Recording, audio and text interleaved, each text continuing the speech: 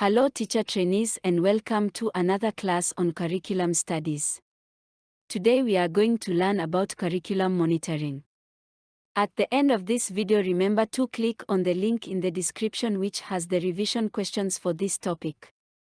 We have collected more than 60 application questions which will help you in your revision for the next exams. Before we begin, please take a second and click on the subscription button and click on the notification bell so that you can access all our lecture videos and quizzes. Let's begin our lesson. Curriculum monitoring and evaluation is the process of regularly reviewing and assessing the effectiveness of a curriculum to determine whether it is achieving its intended outcomes. The process involves collecting data, analyzing it, and making decisions about how to improve the curriculum. The monitoring and evaluation process involves several steps. Number 1. Establishing clear learning objectives.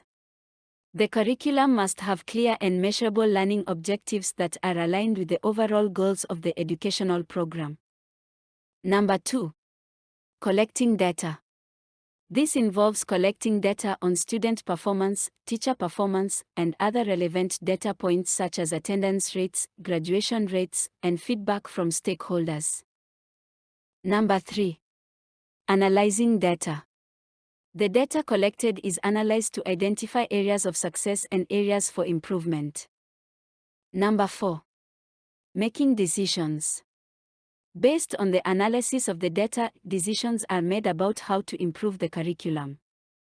Number 5. Implementing changes.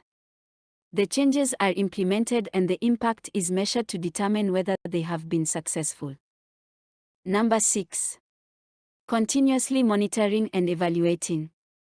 The process of monitoring and evaluating the curriculum should be ongoing, with regular reviews to ensure that the curriculum remains effective and relevant. Benefits of curriculum monitoring and evaluation. Effective curriculum monitoring and evaluation can help ensure that students receive a high-quality education that prepares them for future success. It can also help teachers identify areas where they need to improve their teaching methods and help educational institutions make data-driven decisions about resource allocation and program improvement. Next, let's review the concepts related to monitoring of curriculum. Here are some key concepts related to monitoring of curriculum. Number 1. Learning outcomes.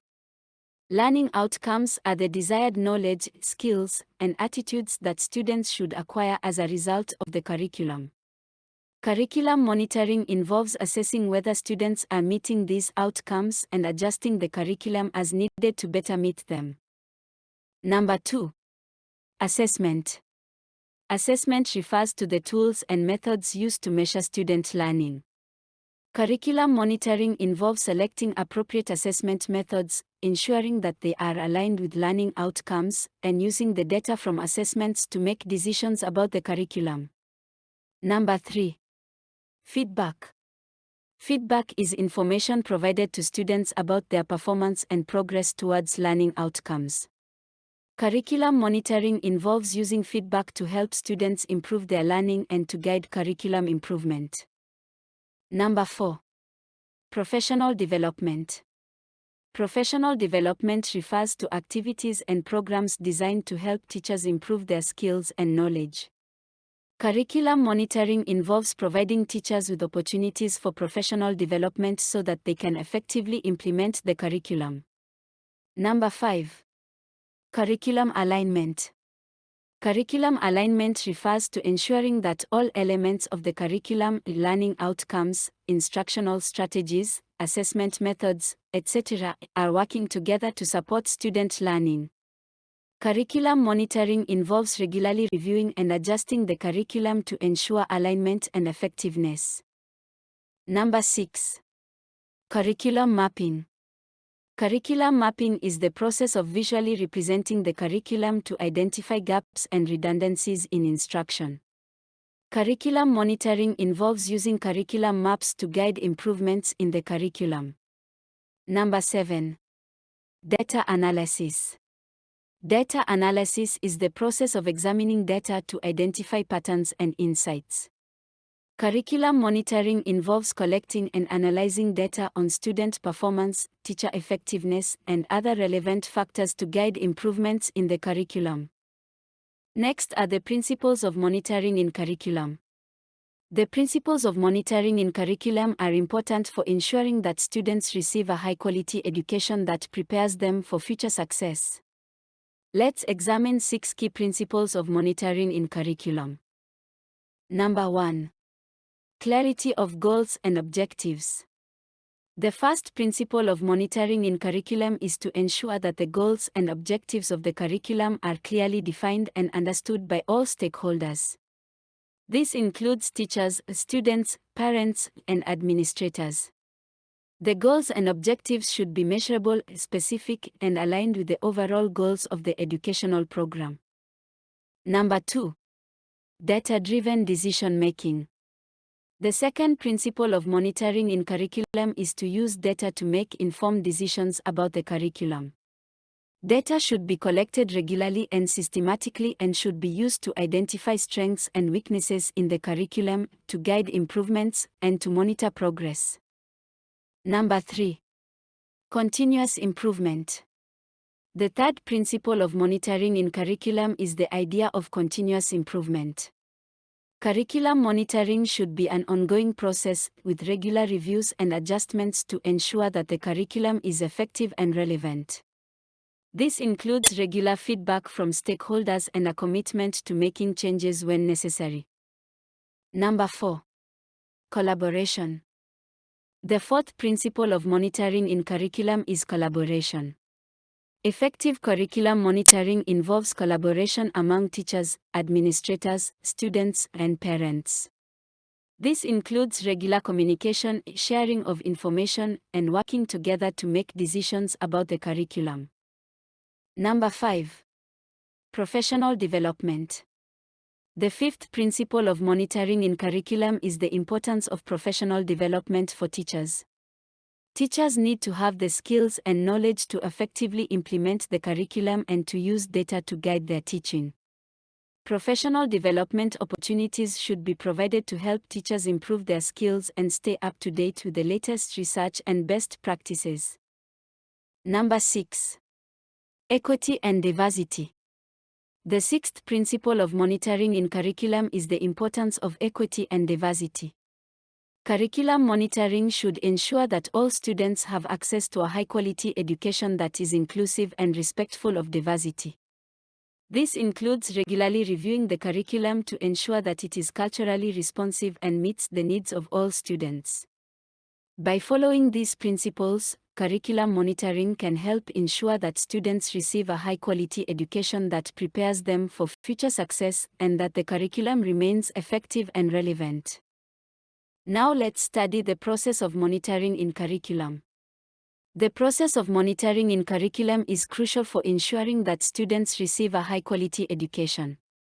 This involves establishing clear learning objectives, selecting appropriate assessment methods, collecting and analyzing data, providing feedback, making decisions, and implementing changes. The process of monitoring in curriculum involves several steps. Number 1. Establishing clear learning objectives. The first step in monitoring a curriculum is to establish clear and measurable learning objectives. These objectives should be aligned with the overall goals of the educational program and should be specific enough to guide instruction and assessment. Number 2. Selecting appropriate assessment methods. The next step is to select appropriate assessment methods to measure student learning. These methods may include tests, projects, essays, or other forms of assessment. The methods should be aligned with the learning objectives and should provide valid and reliable measures of student learning. Number 3. Collecting and analyzing data. The next step is to collect data on student performance and to analyze the data to identify areas of strength and weakness in the curriculum. This may involve analyzing individual student performance or group performance. The data may be qualitative or quantitative, and it may come from a variety of sources, such as assessments, student work, or classroom observations. Number 4. Providing feedback. Once the data has been analyzed, the next step is to provide feedback to students and teachers. Feedback should be specific and actionable, and it should help students and teachers understand their strengths and weaknesses and guide improvements in learning and teaching. Number 5. Making decisions. Based on the analysis of the data and feedback, the next step is to make decisions about how to improve the curriculum. This may involve adjusting the learning objectives, changing instructional strategies, or revising assessment methods. The decisions should be data-driven and should be made in collaboration with stakeholders. Number 6. Implementing changes. The final step is to implement the changes and to monitor their impact on student learning. This may involve revising lesson plans, providing professional development for teachers, or providing additional support for students who are struggling. The changes should be monitored regularly to ensure that they are effective and to guide further improvements in the curriculum. Overall, the process of monitoring in curriculum is an ongoing and iterative process that involves regular review and adjustment of the curriculum to ensure that it is effective and relevant for students. By following this process, educators can ensure that students receive a high-quality education that prepares them for future success. Monitored aspects of the curriculum. There are several key aspects of the curriculum that should be monitored in order to ensure that it is effective and relevant for students. Here are some of the aspects that should be monitored. Number 1. Learning outcomes. Learning outcomes are the knowledge, skills, and attitudes that students are expected to acquire as a result of the curriculum. These outcomes should be clearly defined and measurable, and they should be aligned with the overall goals of the educational program. Monitoring learning outcomes involves assessing whether students are meeting these outcomes and making adjustments to the curriculum as needed. Number 2. Instructional strategies. The instructional strategies used in the curriculum should be monitored to ensure that they are effective and engaging for students.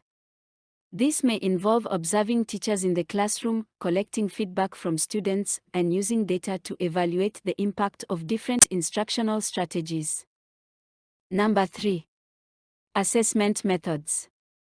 The assessment methods used in the curriculum should be monitored to ensure that they are aligned with the learning outcomes and that they provide valid and reliable measures of student learning.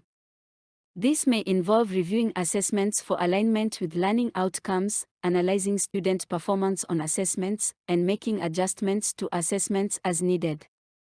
Number 4. Resources and materials. The resources and materials used in the curriculum should be monitored to ensure that they are up to date, relevant, and effective. This may involve reviewing textbooks and other instructional materials, assessing the availability and quality of technology resources, then gathering feedback from teachers and students about the effectiveness of different resources.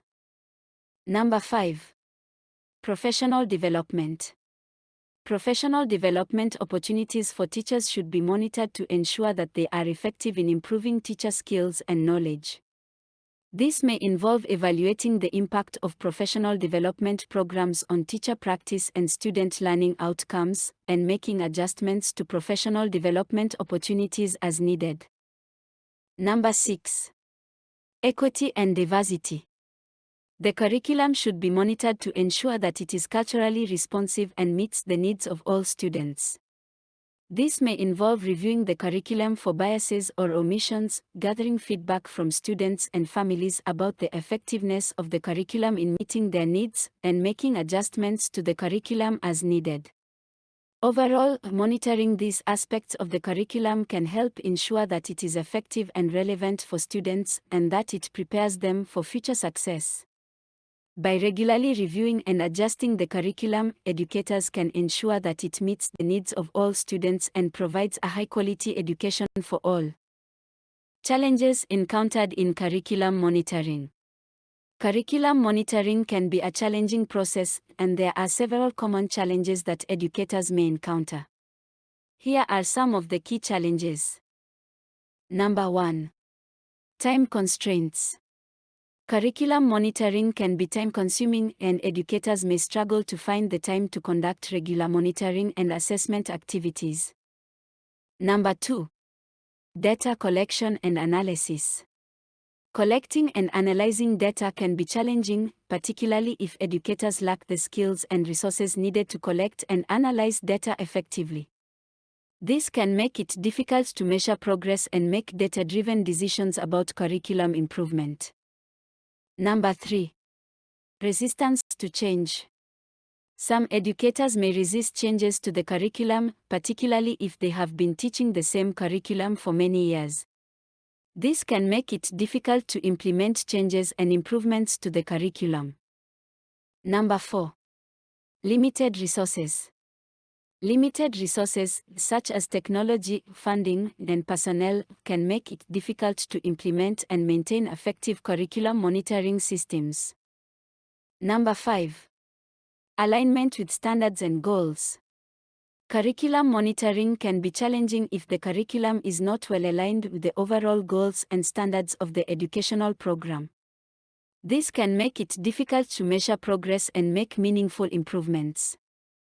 Number 6. Addressing equity issues. Monitoring and evaluating the curriculum with a focus on equity and diversity can be challenging, particularly if the curriculum has not been designed to address the needs of all students. This may require significant changes to the curriculum, as well as additional resources and support. Number 7. Lack of stakeholder engagement. Lack of engagement from stakeholders, such as students, families, and community members, can make it difficult to monitor and improve the curriculum. Engaging stakeholders in the process can help ensure that the curriculum is meeting the needs of all students.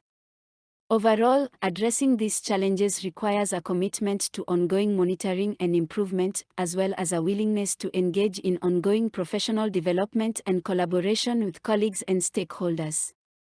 By addressing these challenges, educators can ensure that the curriculum is effective and relevant for all students. The importance of ethics in curriculum monitoring. Ethics is an important consideration when monitoring curriculum, as it is essential to ensure that the process is fair, equitable, and respects the rights of all stakeholders. Here are some key reasons why ethics is important in curriculum monitoring. Number 1. Protecting student privacy.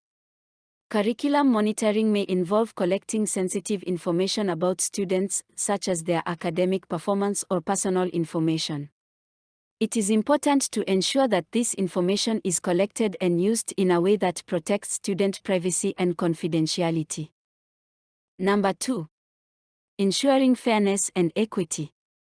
Curriculum monitoring should be conducted in a fair and equitable way, ensuring that all students have equal access to educational opportunities and are not disadvantaged by the monitoring process. Number 3. Respecting cultural and linguistic diversity. Curriculum monitoring should respect the cultural and linguistic diversity of students, ensuring that the monitoring process is inclusive and does not discriminate against any particular group. Number 4. Maintaining professional standards. Curriculum monitoring should be conducted in a professional and ethical manner, adhering to professional standards and codes of conduct. Number 5. Engaging stakeholders. Curriculum monitoring should involve the active engagement of stakeholders, such as students, families, and community members, to ensure that their rights and needs are respected and taken into account. Number 6. Using data responsibly.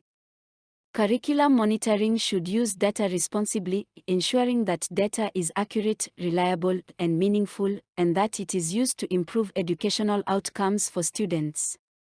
By taking these ethical considerations into account, educators can ensure that curriculum monitoring is conducted in a way that is respectful, fair, and equitable, and that it benefits all students. Finally, we shall end this lesson by developing and using monitoring tools to carry out curriculum monitoring. Developing and using monitoring tools can be a helpful way to carry out curriculum monitoring. Here are some steps to follow for developing and using monitoring tools. Number 1. Identify the learning outcomes. The first step in developing monitoring tools is to identify the learning outcomes that will be monitored. This may involve reviewing the curriculum documents and identifying the specific knowledge, skills, and attitudes that students are expected to acquire. Number 2. Determine the assessment methods. The next step is to determine the assessment methods that will be used to measure student learning outcomes. This may involve selecting or developing assessment tools, such as rubrics or tests, that align with the learning outcomes. Number 3. Develop a data collection plan. Once the assessment tools are identified, a data collection plan should be developed. This may include identifying the data collection points, such as pre- and post-assessments, and determining who will collect the data. Number 4. Collect and analyze data. After the data collection plan is developed, the next step is to collect and analyze the data. This may involve using spreadsheets or data analysis software to organize and analyze the data and identifying trends or patterns in the data. Number 5. Interpret and communicate results. Once the data has been analyzed, it is important to interpret and communicate the results. This may involve providing feedback to teachers and students on their performance and identifying areas where improvements can be made. Number 6. Make adjustments to the curriculum. Based on the data and feedback, adjustments can be made to the curriculum to improve student learning. This may involve adjusting the learning objectives, changing instructional strategies, or revising assessment methods. Number 7. Repeat the monitoring process. Finally, the monitoring process should be repeated to assess the effectiveness of the adjustments made to the curriculum. Overall, developing and using monitoring tools can help ensure that the curriculum is effective and relevant for students. By regularly monitoring the curriculum and making adjustments as needed, educators can ensure that all students receive a high-quality education that prepares them for future success. And that marks the end of our lesson on curriculum monitoring. Please remember to click on the link in the description which has the revision questions for this topic. Also subscribe to this channel and like the video so that anytime we upload a new video YouTube will always notify you. Thanks and have a good day.